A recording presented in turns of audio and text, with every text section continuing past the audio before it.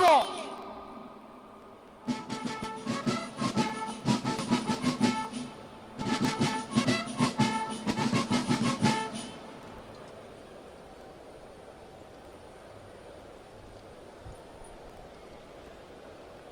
Messieurs les chefs d'État et de gouvernement, les chers frères, Mesdames et Messieurs, les représentants des chefs d'État, Mesdames les Premières Dames, Madame et Messieurs les anciens chefs d'État, Monsieur le Président du Sénat, Monsieur le Président de l'Assemblée nationale, Monsieur le Premier ministre, chef du gouvernement, Mesdames et Messieurs les membres du gouvernement,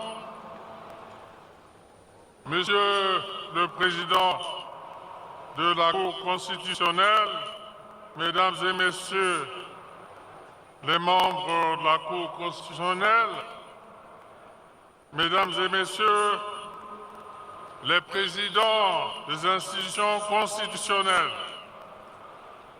Mesdames et Messieurs les secrétaires exécutifs de conseils consultatifs, Mesdames et Messieurs les représentants des organisations et institutions internationales, Mesdames et Messieurs les parlementaires, Mesdames et Messieurs les ambassadeurs et chefs de mission diplomatiques, distingués invités, Mesdames, Messieurs, avec la tenue réussie dans la paix des cœurs et la tranquillité des esprits, la transparence du scrutin présidentiel du dimanche 15 mars 2026, la République du Congo, notre cher beau pays, vient de doter ses annales politiques d'une nouvelle page rédigée à l'encre indélébile d'une grande responsabilité historique. Conforme à notre agenda démocratique, cette élection a mobilisé l'ensemble de la population à toutes les phases de sa préparation et de son déroulement, ce qui a permis un taux de participation de 94,65%. Le peuple m'a renouvelé sa confiance avec 94,90% des suffrages exprimés. Nous nous retrouvons donc aujourd'hui pour magnifier à travers la présente cérémonie d'investiture la grande sagesse de notre peuple dans l'exercice de la démocratie. Mais auparavant, je voudrais formuler mes sincères remerciements aux chefs d'État et de gouvernement qui, en dépit des contraintes de calendrier, ont accepté de rehausser par leur présence la solennité de cet important événement. En effectuant le déplacement de Brazzaville, vous témoignez une fois de plus de la force des liens de fraternité qui nous unissent personnellement, ainsi que la vitalité de l'amitié et de la solidarité qui fondent l'étroite proximité de nos peuples. J'exprime les mêmes sentiments de profonde gratitude aux délégations et personnalités venues pour partager avec nous ces instants. Je formule toute ma reconnaissance aux filles et aux fils du Congo qui, dans une ferveur inédite et par une participation massive au scrutin du 15 mars dernier, ont accompli leur devoir civique en toute responsabilité, en portant leur suffrage sur mon projet de société. Les Congolaises et les Congolais ont fait le choix de l'expérience, de la responsabilité, de la stabilité et de la continuité. Le peuple m'a donc accordé à nouveau sa confiance. Pour faire confiance, il faut d'abord croire. Le peuple croit en mon projet. L'accélération de la marche vers le développement. C'est par ailleurs avec beaucoup d'émotion, teinté d'une grande humilité, que j'apprécie ce nouvel appel du devoir. C'est tout le sens de mon serment de ce jour. Dès lors, je m'engage à ne ménager aucun effort dans la prise en main et la gestion des principaux défis du développement de notre pays. Porter la foi et l'espérance du peuple est une lourde responsabilité devant ma conscience, devant l'histoire. Plus précisément, l'engagement que je prends est de ne jamais trahir ce peuple qui s'est mobilisé pour m'honorer et me renouveler sa disponibilité. À nos compatriotes qui, au cours de ce scrutin, ont fait des choix différents que je respecte, je reste attentif à toute proposition constructive pour le Congo dans le cadre d'une république fraternelle et solidaire. Dans ce sens, je note le fair-play des autres candidats qui, par leur participation, ont contribué à la consolidation de la démocratie pluraliste dans notre pays. Enfin, qu'il me soit aussi permis de saluer le grand mérite et l'efficacité des personnels de la force publique qui, après avoir participé au vote en tant que citoyens congolais, ont assuré la sécurité des opérations. C'est ainsi que l'expression du suffrage s'est déroulée en toute sérénité, ce qui a permis au peuple de réaffirmer l'intangibilité de la souveraineté. Mes chers compatriotes, le scrutin du 15 mars 2026 consacre trois principaux vainqueurs: la paix, la démocratie, le peuple. S'agissant de la paix, Le peuple qui a fait le choix de la continuité et rejeté le cycle de troubles sociopolitiques reste fermement attaché à la paix.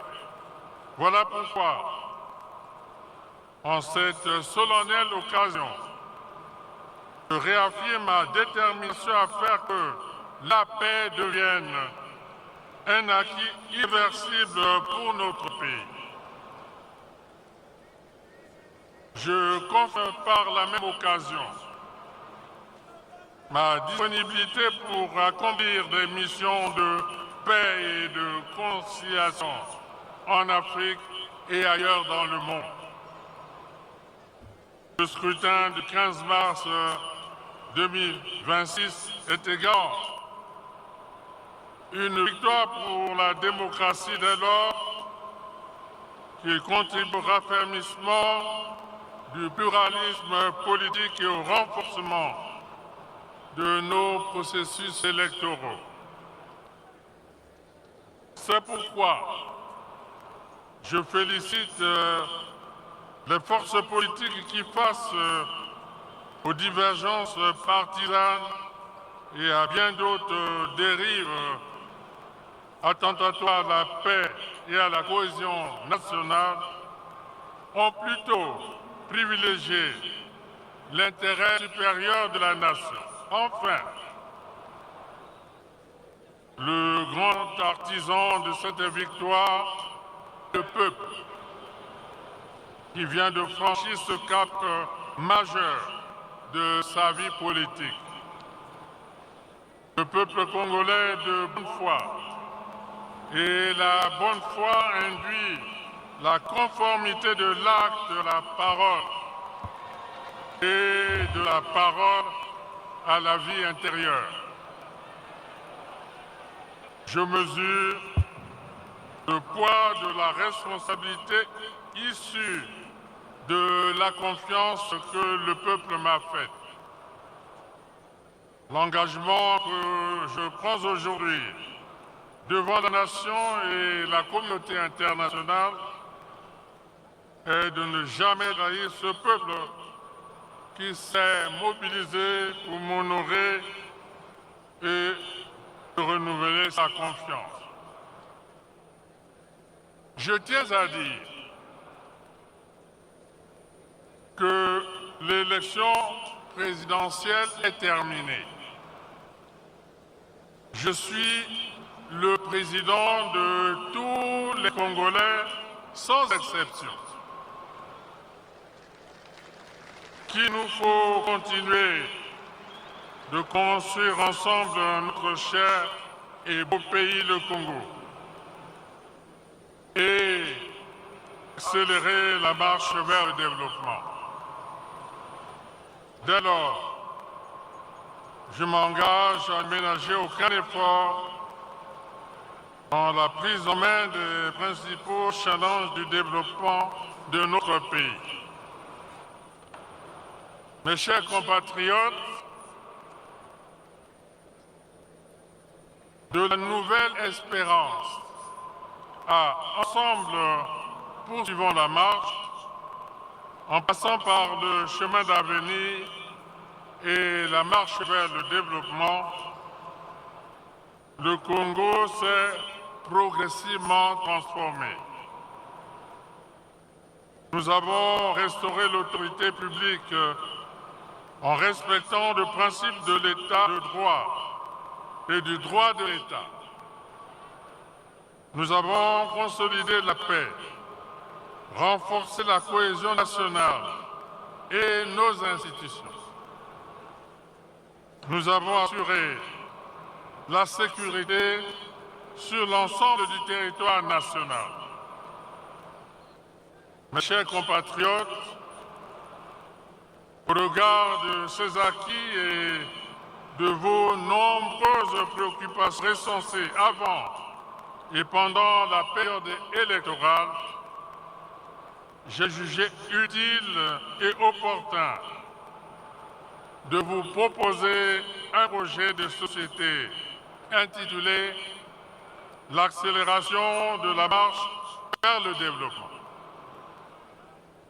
La poursuite de la construction d'un Congo uni, ambitieux, innovant et prospère se fera à travers 10 actions prioritaires. Il s'agira de mobiliser des ressources financières publiques additionnelles,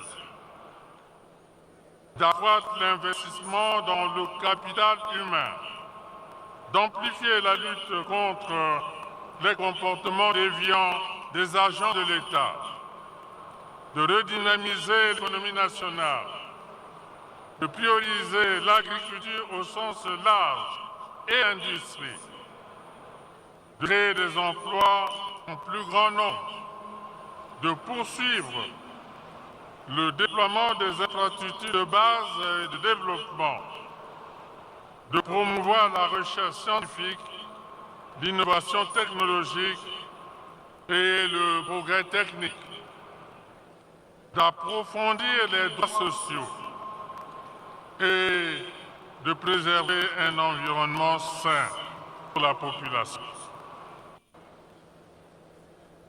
Je voudrais insister sur, premièrement, l'intégration sous-régionale.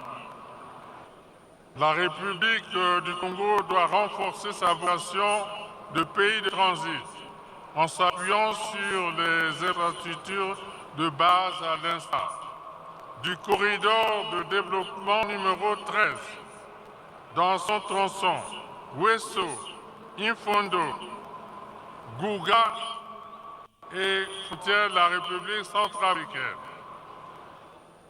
Du pont route-rail reliant Brazzaville à Kinshasa, dont les travaux débuteront au cours de ce quinquennat. Du chemin de fer Congo-Océan, dont la modernisation apportera un coup d'accélérateur à la diversification de l'économie. Des aéroports internationaux reliant le Congo au reste du monde. Des ports maritimes et fluviaux qui alimentent le Congo et son hinterland en biens et services, affirmant sa vocation de pays de transit. Avec ces infrastructures, le Congo se connecte progressivement à ses voisins et devient un véritable hub commercial et touristique intra-africain au rendez-vous de la zone de libre-échange continentale africaine, ZLECAf. Deuxièmement, la mise en œuvre effective des zones économiques spéciales et des industries extractives. Troisièmement, l'assainissement des grandes villes par des procédés modernes. Quatrièmement, l'exploitation minière réglementée par un nouveau code minier qui ne manquera pas de favoriser la création de nouvelles villes aux abords des zones industrielles.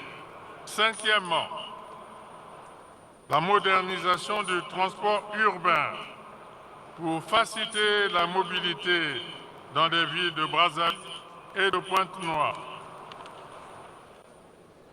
Sixièmement, l'accélération du développement conformément à l'orientation de l'agenda 2063 de l'Union africaine. Dans le secteur de l'électricité notamment, ce mandat sera mis à profit pour atteindre les objectifs de la mission 300 qui vise à donner l'électricité à 300 millions d'Africains d'ici 2030. Notre responsabilité à l'horizon 2030 sera de donner de l'électricité à au moins plus de la moitié de la population. Cet objectif est soutenu par le Pacte national énergétique de la République du Congo, dont les 5 piliers projettent l'ambition du Congo de la prospection à la production de l'énergie. Septièmement, la desserte en eau potable par système de captage d'eau souterraine des zones non desservies. Huitièmement, l'arrimage des universités existantes et naissantes à la recherche scientifique, aux technologies nouvelles et à l'intelligence artificielle. Neuvièmement, la création accélérée d'opportunités d'emploi au profit des jeunes et des femmes dans le secteur de l'agriculture au sens large. La grande foire agricole du Congo, tenue du 5 au 15 février 2026 à Bambou-Mingali, a imprimé le rythme de l'accélération de la production agro-pastorale. Les zones agricoles protégées renforcent déjà cet élan de mise en valeur des potentialités de chaque département, au moment où la passion pour les activités agro-pastorales est perceptible. Dixièmement, l'accélération de la mise en valeur du tourisme dans toutes ses composantes, avec notamment un point d'honneur sur l'écotourisme, dont le fer de lance est tenu par les parcs nationaux de Dzala-Kokwa dans le département de la Cuvette-Ouest, Nouabalendoki dans les départements de la Sanga et la Likwa, et de Konkwati dans le département du Loup. Onzièmement, la revitalisation des sports et loisirs pour un renouveau certain. J'y veillerai personnellement au cours de ce quinquennat. Mesdames et messieurs, distingués invités, m'adressant spécifiquement à la jeunesse, je voudrais souligner la place et le rôle majeur de cette couche la plus nombreuse et la plus valide de notre population dans l'accélération de la marche vers le développement. Par son dynamisme, son énergie et sa vitalité, la jeunesse demeure le moteur essentiel de la créativité et du leadership transformationnel pour notre pays. Accélérer la prise de conscience des jeunes appelés à prendre le relais, à apprendre et à assumer et à s'assumer devient une exigence capitale. Jeunes Congolais, vous êtes l'avenir du Congo, un avenir qui se conjugue au présent. Ce qui se fait aujourd'hui anticipe les obligations et les préoccupations auxquelles vous ferez face demain. D'où la nécessité de connaître le pays, de l'aimer et de connaître son histoire. On ne peut pas prétendre assumer et gérer la cité demain sans préparer et disposer du savoir, de l'expertise et de l'expérience qu'exige la concurrence et la compétitivité. J'invite la jeunesse au travail et à l'humilité, à interagir avec les anciens dans une sorte de contrat de génération, dans une société participative, pour rester en phase avec un adage antique selon lequel L'action est la force de la jeunesse, le conseil est la force des anciens. Aux femmes, j'accorderai une attention toute particulière durant ce nouveau mandat, comme il en a toujours été le cas. Je prendrai véritablement en compte vos doléances exprimées dans le pacte social du 8 mars 2026 qui résume vos aspirations légitimes autour de la justice sociale, l'égalité des chances, la responsabilité partagée et la redevabilité mutuelle. Mesdames et messieurs, la prochaine équipe gouvernementale sera tenue de convertir en programme quinquennal le projet de société dans le plan national de développement 2027-2031 qui devrait être adopté par les élus du peuple. Il sera aussi question de travailler pour une vision Congo 2063 en adéquation avec l'agenda 2063 de l'Union africaine. Je voudrais rappeler le fait que le monde est confronté à plusieurs défis, notamment celui du changement climatique. Dans le secteur environnemental, j'afficherai la même détermination à consolider la place de notre pays dans les tranchées avancées de la lutte contre les dérèglements climatiques.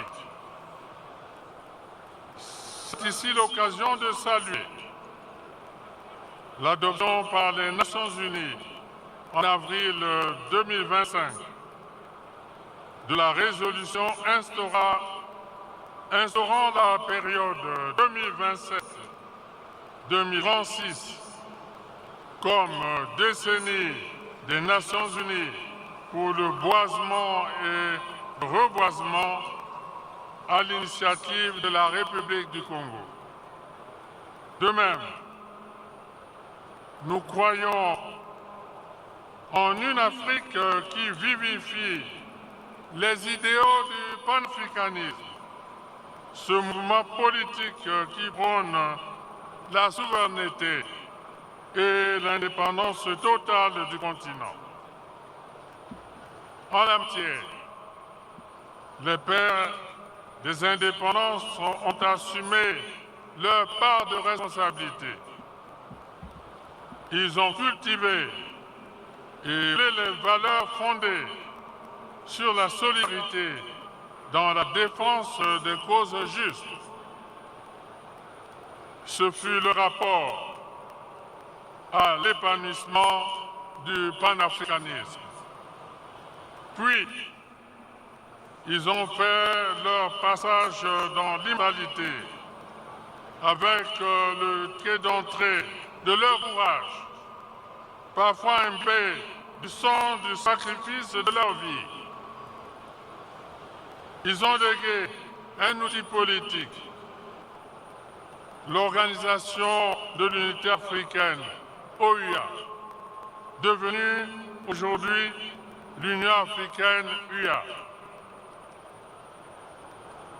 Nous devons être fiers de leur combat. Ils se sont battus pour la dignité, la liberté et la justice.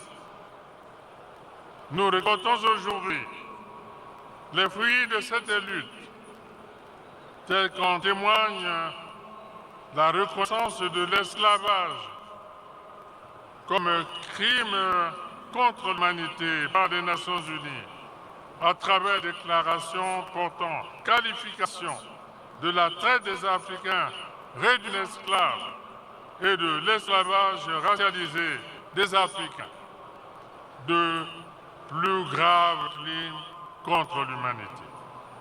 De nos jours, les défis économiques, mais les exigences demeurent les mêmes. Les défis sont économiques, mais les exigences demeurent les mêmes. Aucun pays ne peut vivre en autarcie. L'Afrique comptera 2,5 milliards d'habitants à l'horizon 2050, majoritairement jeunes. Il faudra nourrir, soigner, éduquer. Présentement, près de 600 millions d'habitants n'ont pas accès à l'électricité. Lorsqu'on sait quelles conditionnent le développement. C'est pourquoi je réitère ma foi dans toutes les initiatives et tous les projets qui procèdent du panafricanisme économique. Je réaffirme ma foi dans le multilatéralisme au moment où l'humanité fait face à de multiples incertitudes et graves menaces susceptibles de mettre en danger et d'hypothéquer durablement la paix dans le monde. Mes chers compatriotes, mesdames et messieurs, au terme de mon propos,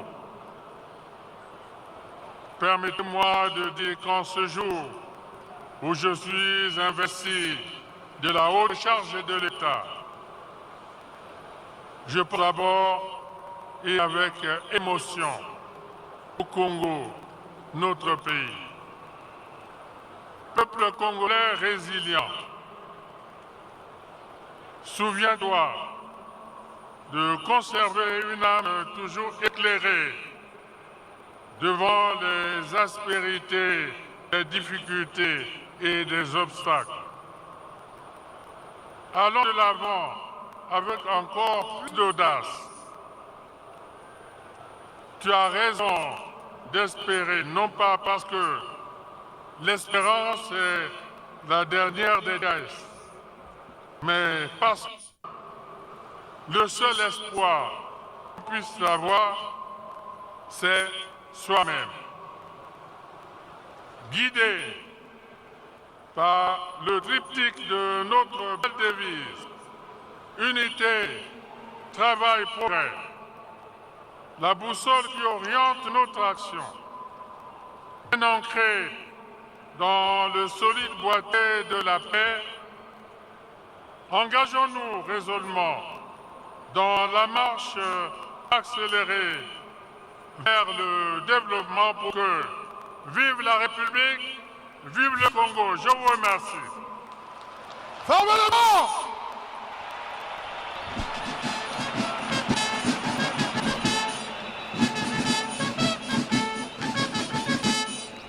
Objet!